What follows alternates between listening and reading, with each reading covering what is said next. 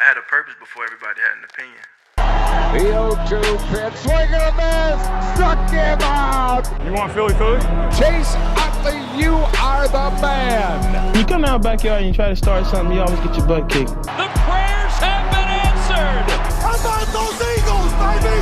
And Rio Muto can run for days. Can you feel what's about to happen on this field, man? A perfect game. Roy Halladay has thrown the second perfect game in Philadelphia Phillies history. All right, welcome back to another episode of Philly Talk. A lot has happened. Obviously, there was the bye week last week. I was kind of planning on maybe covering some stuff during the bye week, but I don't know. I just couldn't really think of much. I was thinking of talking about the Sixers, but I don't know enough about basketball, and a lot of it just came off as rambling. So, I just decided to wait till obviously this week, and a lot has happened since then. Obviously, we saw like some big injuries, like Joe Burrow's done for the season. I'm trying to remember what are injuries I can remember off the top of my head, but I can't really remember much. And that obviously affected how certain games played out, such as this past week. The Ravens were facing off against the Bengals, and they beat them 34-20. No Joe Burrow. Was only in that game for a little bit before sustaining the injury, Let's see, any other interesting ones that I can name off the top of my head. The Lions beat the Bears. That was a pretty crazy game. Came right down to the wire, Lions are looking crazy, man. Really good team. Wouldn't be surprised if they put it together in the next season or two. Just because I think there's maybe some things that, like, the Lions themselves would want to, bolster up. But they're looking pretty good, especially defensively. The Packers beat the Chargers by 3 points. Man, the Chargers just got some really bad luck, man. They really need a new head coach.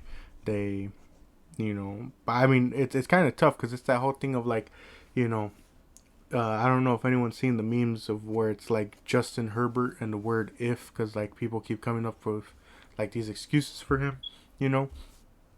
But it's just a pretty crazy situation, where it's just like,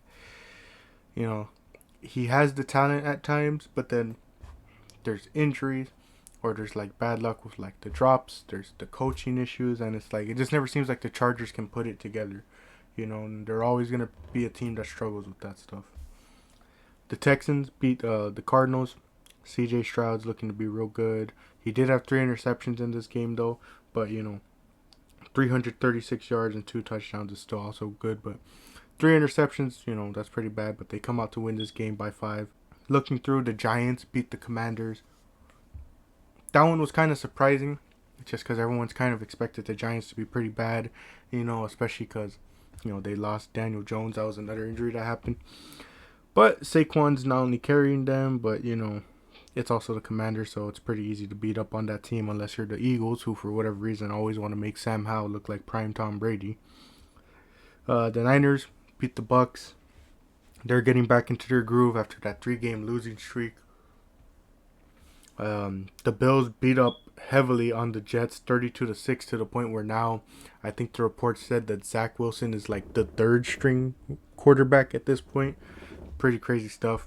Would have thought they would have gone out and maybe signed someone, but they're kind of being stubborn, and it's kind of baffling that they expect Aaron Rodgers to actually play this season. It's baffling to me. It's like, I don't think it's gonna happen. If it does, crazy, but it'll probably be a stupid decision. The Rams barely beat the Seahawks by 17-6. The Broncos, that was a crazy game with them and the Vikings. They barely pulled out the win. 21-20. And then also during the bye week, since I didn't get to talk about it, that win against the Bills was pretty insane as well. They're looking pretty crazy, man. It's funny, I've seen wrestling fans talk about how they've been undefeated since they had I think it was Mystical and I forget who the other one was. Basically, they had like they had these luchadors come in and do like a match. I think either before or like during halftime of the game, and it's like they've been undefeated since. So it's funny seeing wrestling fans, insert themselves in there. But how about we start talking about Philly as a whole, especially the goods, because not only is there goods with the Eagles, but some good with the Phillies, as you could see by the thumbnail.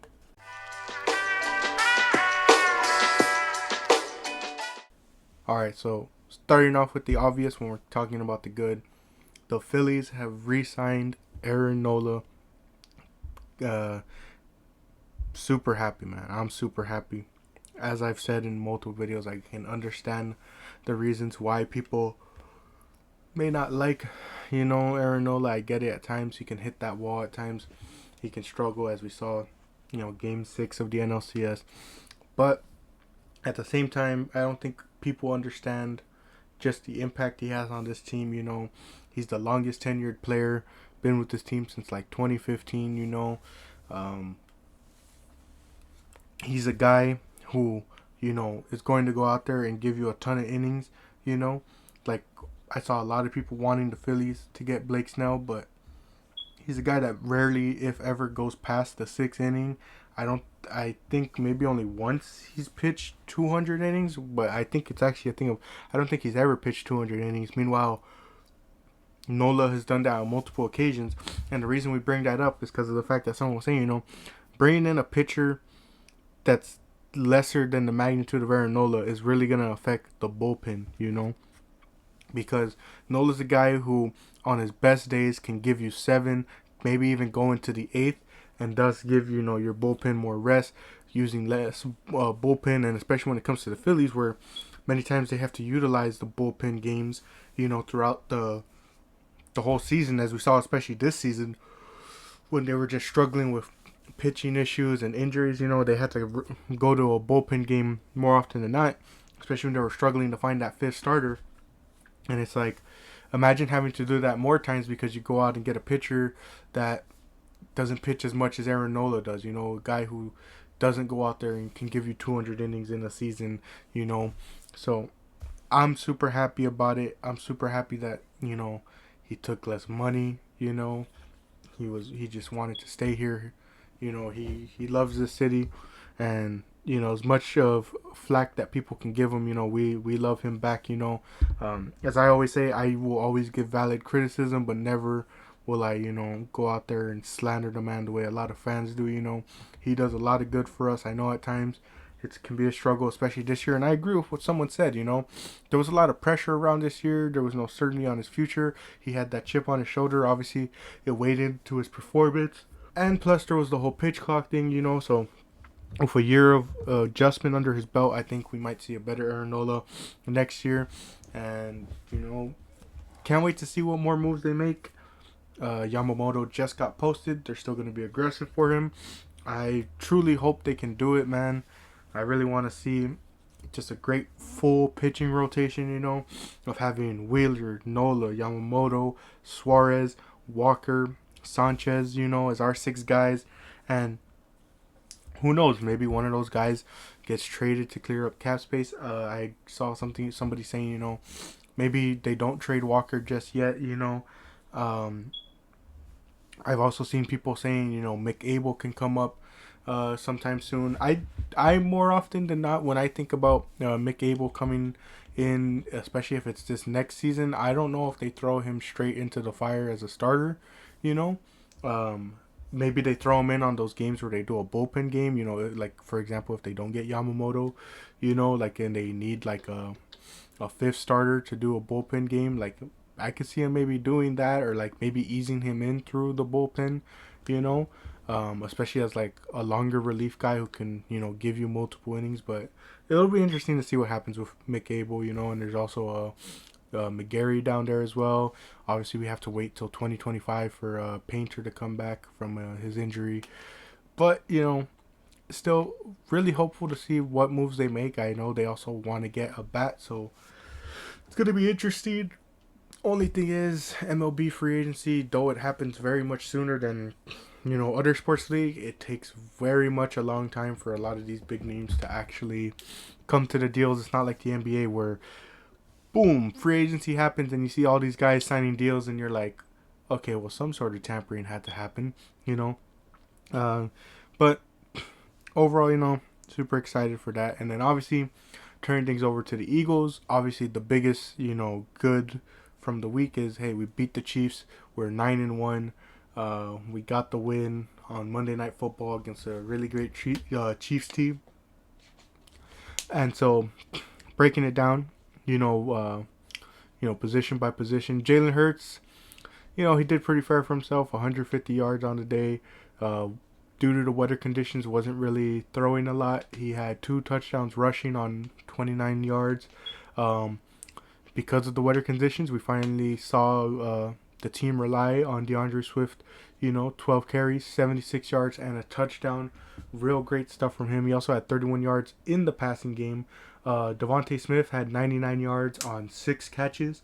AJ, he only had 1 catch for 8. Just couldn't get it going for him. Plus, got to give credit where credit is due. Ladarius Sneed, he was doing his best to cover AJ. He was shadowing him all around the field, following him all around the field. Just couldn't get much going. But overall, pretty great game. Or not like great, spectacular, but, real great game from DeAndre Swift, DeAndre Swift, and then Devontae Smith had himself a good game too, just 1 yard short of 100. And then the defense, they came through, especially in that second half, man. Kevin Byard had an interception. Hassan Reddick had a sack. The lone sack, which is, not really what you want to see, especially compared to the 5 sacks they got on Jalen, but he had himself a sack. Reed Blankenship, was doing pretty well in coverage at times. There was a forced fumble from Bradley Roby, which Nicholas Morrow recovered. And yeah, that second half, just real great defensive performance. They shut out the Chiefs in that second half. They didn't let them get anything. Now there were times where they were letting up big plays, but Sean Desai really coached that defense well in that second half. Especially better than Jonathan Gannon. In the Super Bowl, this man shut them out and gave the offense the opportunity to work and do their magic. So it was a real great win. But this game also had its bads. So, the obvious bad, looking at the offense, I seriously don't know what is going through the mind of Brian Johnson at times, I was, I don't even know what the word to use. I guess I was very animated during this game, at least when talking to my friends and in my mind, simply because of Brian Johnson's play calling. I mentioned in the goods, Bradley Roby forced a fumble, and the Eagles recovered it. Now they have the end zone to their backs. DeAndre Swift has been running really well. Maybe you want to try and get AJ Brown going. No, how about we run back-to-back wide receiver screens that get blown up and go for nothing, and then on third down, I don't know if it was in this one, but there was another time, like during a separate drive, I think, where it was like third down. It might have been, I think it was like third down, and they go with like a quarterback draw, or like it was second and long, and they went for a quarterback draw. I have no clue what is going through the mind of Brian Johnson when he's play calling. It's absolutely baffling at times that like you see DeAndre Swift's game just grounding and pounding through that Chiefs defense, doing real well, and they're just like, how about we throw it to a guy in the flats, and almost get the ball picked off, like it baffles me. And it was funny because, people talk about how, oh gosh, what game was? When Kenny Pickett called off, made that audible, and got that touchdown for the Steelers, and there was a whole thing of like it was an audible, and Matt Canada didn't even look happy about it. That big old catch from Devontae Smith was an audible, and everyone was like, oh man, how much you want to bet it was Brian Johnson calling for another wide receiver screen? It's just laughable, I just don't know what's going through the mind. You know, it's I know I just keep kind of like repeating myself a lot, but like that's just the sort of frustration I'm dealing with this offense, where it's like you have all these pieces. People want to keep talking about, oh, the Eagles have all these pieces, and that's why, you know, Jalen Hurts looks so good and doesn't, and all that. But like Jalen Hurts can look so much better if he just doesn't have an offensive coordinator holding him back like this and holding back the rest of the offense. You know, you have A.J. Brown, you have Devontae Smith. There's no reasons to be running wide receiver screens and quarterback draws on second and long, you know, and it's just like, oh man, I just truly have no words for it. You know, it's just baffling to me. DeAndre Swift has kind of cooled down in the past couple games. He reheats up here because, hey, they finally realized, hey, we have this great running back to use, you know, and we're supposed to be doing this whole running back by committee thing, but hey, why aren't we seeing more of Kenneth Gainwell? I know Rashad Penny was injured, you know, that not looking like the best. I don't remember if it was a trade or a signing, but either way, you know, he hasn't gotten much time to show on the field, you know, and it's just, man, it just makes me miss Shane Steichen a lot, man, because, you know, he's the guy that, you know, that was part of the reason why our offense looked so electric last season, because he was able to fully unlock Jalen Hurts, fully unlock A.J. Brown and Devontae Smith in the passing game. And, you know, Miles Sanders looked super great in the run game, you know, when he was there, you know. And now DeAndre Swift is looking great, but they just don't want to use them as much, you know. Another bad, obviously, was the offensive line, you know, our heavily touted offensive line. Gave up 5 sacks on the day, 2 to Trent McDuffie, that's what I was looking at. Yeah, 2 to Chris Jones, and then 1 to George Karlaftis. And it's just like, man, offensive line was getting beat up in this game. Not really what you want to see. There was too many times they were just letting, you know, these guys wide open, letting them get these big plays, you know. I have to mention it. I, for one, am never one to complain about refs, you know, especially because you can get into this whole argument of the refs being beneficial to both sides at times, you know, so I just don't like to engage in ref talk, you know, especially because it's like, it shouldn't come down to a play like that, like it should come down to the performance of the team, you know, and, you know, I want to talk about it simply because we held out anyways, but man, that roughing the passer call on Fletcher Cox, I'm just baffled with the way the league is at this point, and it's not even just a thing with Patrick Mahomes. It's with every quarterback, you know. It's just like, my goodness, man, like, what are we doing here, you know? Like, a lot of times, these guys are running full force. They can't stop their momentum without risk of injury, you know. And not only that, it's like sometimes it's the cleanest hit you ever seen, and they're like, oh, roughing the passer, and it's just like, what is he supposed to do? You know, what is he supposed to do?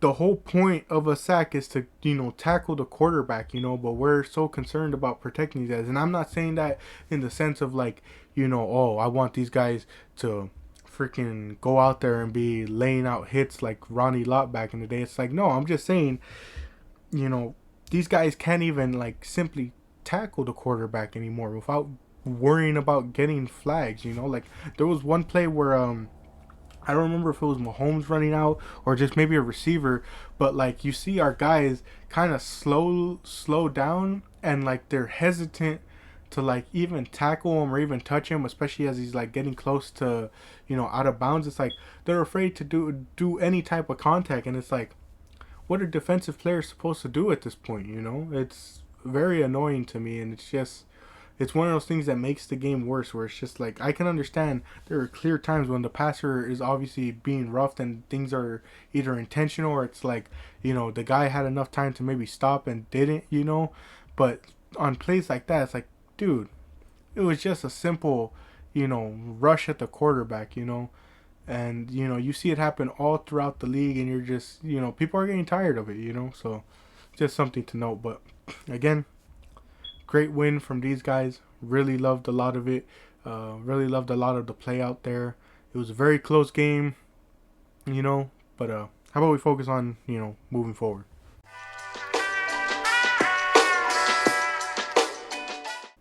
So, moving forward, you know, as I talk about, you the game was pretty great.